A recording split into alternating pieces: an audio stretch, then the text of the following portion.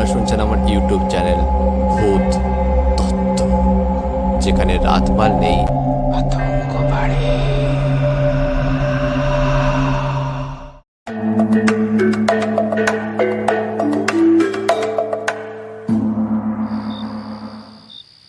নমস্কার, সকলকে স্বাগত জানাচ্ছি ভূত তত্ত্বের আরও একটা জমজমাট এবং ভয়ঙ্কর গল্পের সাথে।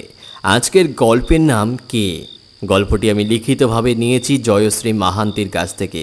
তো চলে যাব শনিবারের রাতে ভয়ঙ্কর গল্পের সাথে।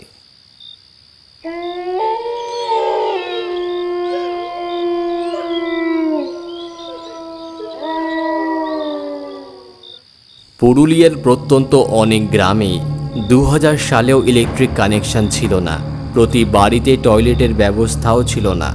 এমনই এক গ্রাম মোড়লগা। খোকন সেই বছরই মাধ্যমিক পরীক্ষা দেবে। খুব চাপ তার। ভোরে উঠে 1 ঘন্টা সাইকেল চালিয়ে টিউশন যেতে হয়। এরকমই এক রাতে হঠাৎ ঘুম ভেঙে যায় তার। প্রচণ্ড গ্রীষ্মের রাতে মাটির কোঠা ঘরের ভেতরের চেয়ে বাইরের খোলা চালায় দড়ির খাট পেতে শোয়া অনেক আরামদায়ক। লম্বা চালা জুড়ে পুরো পরিবার ঘুমিয়ে আছে। চারিদিকে যেন জ্যোৎস্না বান ডেকেছে। দুটো একটা কাক কোকিলও ডাকছে। খোকন কাউকে আর ডাকে না।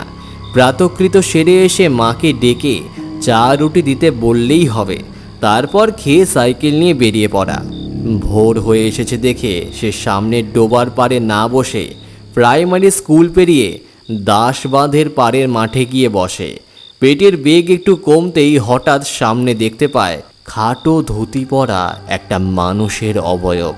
ভোরের শীত আটকাতে হয়তো ধুতির খুঁট দিয়ে গা মাথা ঢেকে রেখেছে। মানুষ দেখে খোকনের মনের ভয় ভয় ভাবটা একটু কমে। সে বসে বসে লক্ষ্য করে মানুষটা চলছে, কিন্তু স্থান বদলাচ্ছে না, যেন একই জায়গায় হেঁটে চলেছে। খোকন কি মনে করে ডেকে ওঠে, কে হে, জ্যাঠা নাকি? এই ডাকের পরে হঠাৎ অবয়বটা দ্রুত সরতে থাকে, যেন হাওয়াতে ভেসে চলেছে। কিছু দূরের এক তাল গাছে গিয়ে সেটা গাছে উঠতে শুরু করে। আলো আধারিতে আলাদা করে হাত পা মুখ দেখা যায় না, শুধু সাদা ধুতি জড়ানো অবয়বের অদ্ভুতভাবে গাছে ওঠা দেখা যায়। এবার কিন্তু খোকনের মনে একটা ভয় জন্ম নেয়। সে উঠে দাঁড়ায়।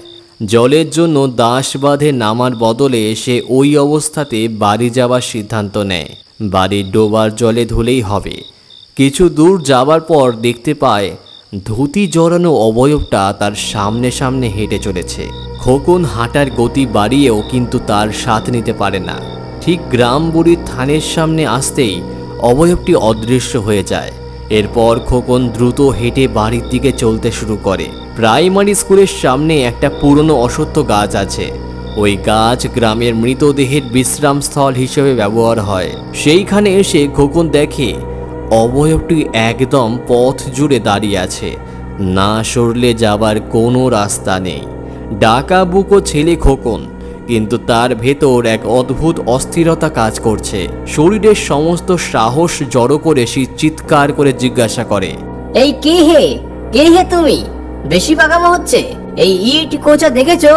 এমন ঠুকবো না, সব গরম বেরিয়ে যাবে। একদম গায়ে পিচ্ছাপ করে দেবো রাস্তা ছাড়লে। এই কথার পরেই অবয়বটার ভেতর থেকে এক অদ্ভুত ফ্যাঁস ফ্যাঁসে আওয়াজ বেরিয়ে আসে। সে আওয়াজ এই জগতের কোনো জীবিত প্রাণীর হতে পারে না। সেই অদ্ভুত জড়ানো আওয়াজ যেন বহু কষ্টে উচ্চারণ করে, চলে যা। খোকন আর দাঁড়ায় না, ছুটতে শুরু করে যত দ্রুত সম্ভব। বাড়ির সামনে গিয়ে দাঁড়াতেই তার মুখে টর্চের আলো এসে পড়ে। খোকা নাকি রে? সেজো জেঠুর আওয়াজ পেয়ে খোকন কোনো রকমের ডোবায় নেমে পরিষ্কার হয়। তারপর বিছানায় শুয়ে শুনতে পায়, ছোট বউ ছেলে তোমার রাত 12:30টায় উঠে বাইরে যাচ্ছে, খেয়াল করবে তো।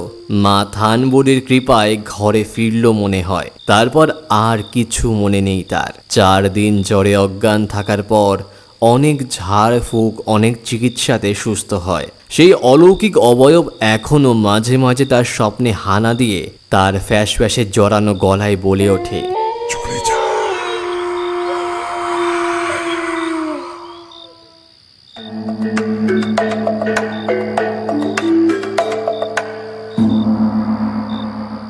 আপনারা এতক্ষণ শুনছিলেন শনিবারের রাতে ভয়ঙ্কর গল্পের সাথে ভূতত্ত্বের আরও একটি জমজমাট ভয়ঙ্কর গল্প। কি গল্পটি যদি ভালো লেগে থাকে তাহলে অবশ্যই একটি লাইক করতে ভুলবেন না, এবং নতুন হয়ে থাকলে অবশ্যই চ্যানেলটি সাবস্ক্রাইব করে দিয়ে পাশে থাকা নোটিফিকেশন বেলটা অন করে দেবেন। তো দেখা হচ্ছে আবারও কোনো ভয়ঙ্কর ভৌতিক গল্পের সাথে।